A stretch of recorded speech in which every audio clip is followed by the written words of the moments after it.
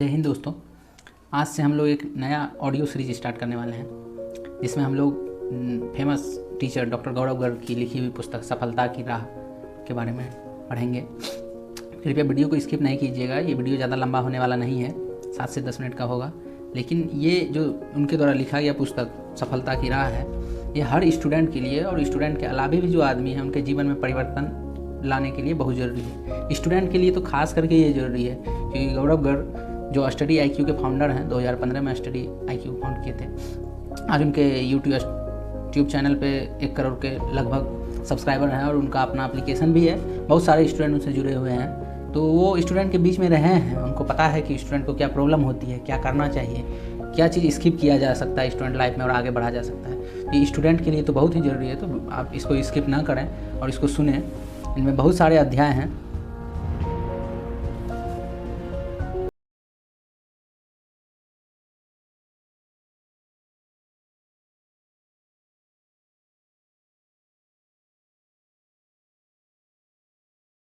बहुत सारे अध्याय हैं जिनमें चुप रहना सीखिए, परीक्षा का दबाव, असफलता का पोस्टमार्टम, इसमें लगभग 22 लेसन्स हैं।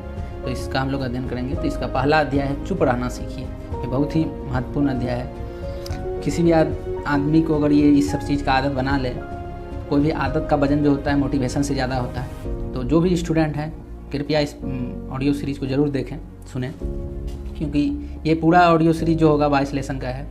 ये तो आपके जीवन में परिवर्तन निश्चित ही लाएगा। अगर आपको नहीं लगे तो कम से कम ये एक ऑडियो सीरीज जो चुप रहना सीखिए पहला अध्याय है, ये ज़रूर देखें और इनको आप अपने जीवन में फॉलो करें। आप इसको 1 सप्ताह फॉलो करें, आपको अंतर नजर आएगा। तो हम लोग स्टार्ट करते हैं। पहला अध्याय चुप रहना सीखिए। सही आचरण इतना ज़रूरी क्यों है? किस तरह का व्यवहार एक विद्यार्थी का होना चाहिए? आपकी सफलता का नींव आचरण पर ही टिकी होती है।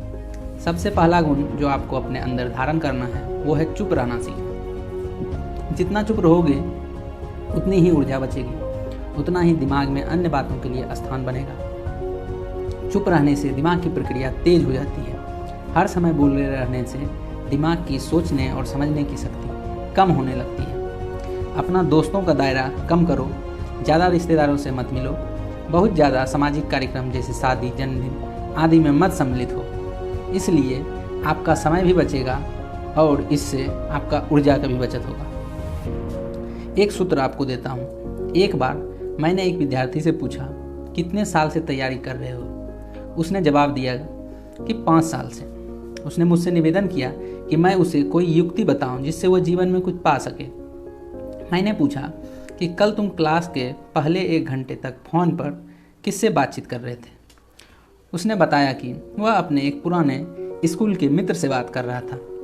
इसी तरह वो बहुत सारे दोस्तों से बात करता है। मैंने अक्सर उसे फ़ोन पर समय नष्ट करते हुए देखा है। मैंने उसे यह सूत्र दिया कि मिनट बचाओ तो घंटे बचेंगे, घंटे बचाओ तो दिन बचेंगे, दिन बचाओ तो महीने बचेंगे और महीने बचाओ तो साल बचेंगे। अगर साल बचाने हैं तो मिनटों की इज्जत करना सीखो। अपने समय के मूल्यों को पहचानो। जब भी आप व्यर्थ के कामों में अपना समय नष्ट करो तो यह सूत्र हमेशा याद रखना। अगर आप बहुत ज़्यादा लोगों से नहीं मिलोगे या बहुत ज़्यादा लोगों से बात नहीं करोगे तो इसके बहुत फायदे हैं। आप स्वयं की बेवजह दूसरों से तुलना नहीं करोगे। प्रत्येक व्यक्ति का जीवन भिन्न है। आज के समय में हर कोई अपने दुख से कम और दूसरों के सुख से ज़्यादा दुखी है। हर व्यक्ति ईर्ष्या का शिकार है। पड़ोसी को ज़्यादा क्यों मिल रहा है, इसकी चिंता ज़्यादा है।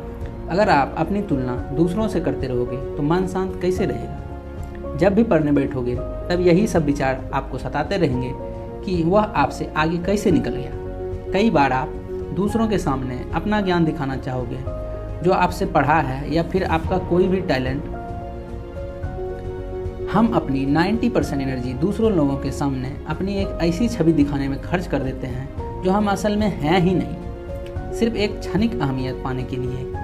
अगर उसी ऊर्जा को हम अपने लक्ष्य तक पहुंचाने में खर्च करें तो निश्चित ही सफलता पा सकते हैं। हर व्यक्ति के पास सीमित ऊर्जा होती है। सब लगभग उतना ही भोजन करते हैं। सब 3 वक्त का ही खाना खाते हैं। सबके पास एक दिन में सिर्फ 24 घंटे ही होते हैं। फिर ऐसा क्यों है कि कुछ लोग आकाश को छूने लगते हैं और कुछ लोग जीवन में एक के बाद एक असफलता प्राप्त करते हैं? इसका कारण है कि हम अपनी ऊर्जा को दिशाहीन होने से खो देते हैं। व्यर्थ की बातों को सोचने में, फालतू की बातों में इतनी ऊर्जा चली जाती है कि पढ़ने के लिए बचती ही नहीं है। या तो हम अपने अतीत की विफलताओं के बारे में सोचते रहते हैं या फिर भविष्य की काल्पनिक परिस्थिति के बारे में सोचते रहते हैं जो कभी नहीं आएंगी। एक उदाहरण देकर समझाता हूँ। मान लो आपको एक रेस में हिस्सा लेना है, 10 प्रतिद्वंदी हैं। रेस से ठीक पहले रेफरी आपके पैरों में 10 किलो का एक बैग बांध दे और कहे कि अब दौड़ो। क्या आप रेस जीत पाओगे? नहीं।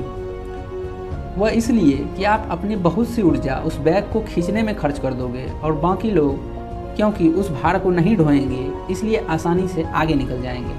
अब समझें कि ऊर्जा बचाने के क्या फ़ायदे हैं। सिर्फ यह ज्ञान मात्र होता है कि आपके अंदर सीमित ऊर्जा है और उसके किसी भी रूप में नष्ट नहीं करना है। यह ज्ञान मात्र ही आपको अपने लाखों प्रतिद्वंदियों से आगे निकाल देगा। अगर अपने से कमज़ोर लोगों के साथ बैठोगे तो ऐसा लगेगा कि आपने पता नहीं क्या अचीव कर लिया है।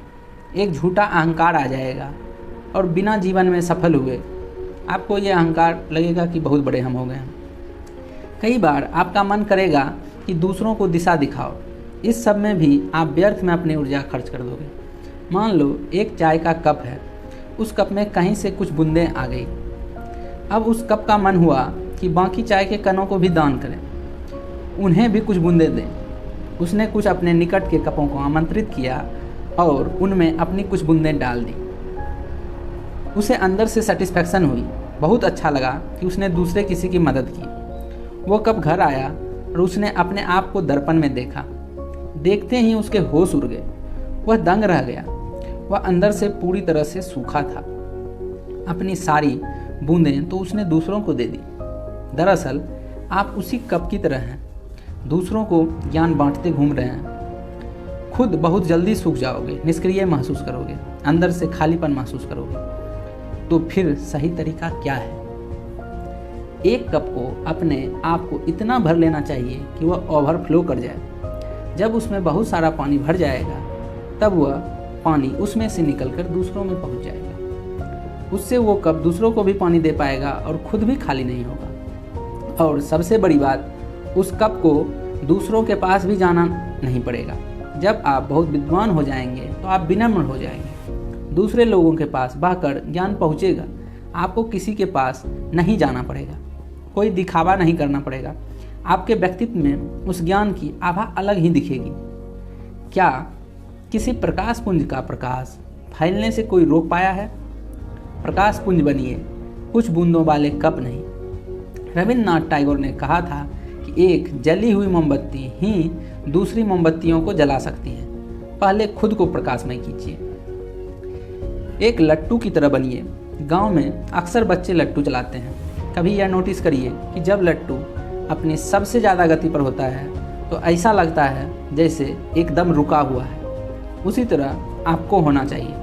दूसरे लोग देखें तो ऐसा लगे कि आप स्थिर हैं, लेकिन असल में आप अपनी अधिकतम रफ्तार में घूम रहे हो। इतना ज़्यादा थड़ाव आपके अंदर होना चाहिए, एकदम दिखावे का नामो निशान नहीं। दूसरे को पता भी न चले कि आप क्या कर रहे हैं और आपकी रफ्तार कितनी है। जब एक बीज अंकुरित होता है तो क्या आवाज़ होती है? क्या जब वह आकार में बड़ा होता है तो आवाज़ होती है? नहीं, सिर्फ शांति होती है। सालों बाद जब हम देखते हैं कि अचानक छोटा सा पौधा बहुत बड़ा दिखता है, परंतु जब एक पेड़ गिरता है तो बहुत आवाज़ होती है। अत्यधिक शोर विनाश का संकेत है और शांति उत्थान का। उम्मीद है मैं जो कहना चाहता हूँ आप तक पहुँच पाया होगा। आशा करते हैं कि ये वीडियो सीरीज का पहला अध्याय चुप रहना सीखो आपको अच्छा लगा होगा। वीडियो को लाइक कीजिएगा और जो अपने स्टूडेंट छात्र के ग्रुप हैं उसमें शेयर कीजिएगा ताकि सभी इससे लाभान्वित हो सके। और अगले ऑडियो सीरीज़ के लिए हमारे चैनल को सब्सक्राइब कीजिएगा। इसका नेक्स्ट लेसन जल्द ही आएगा। धन्यवाद।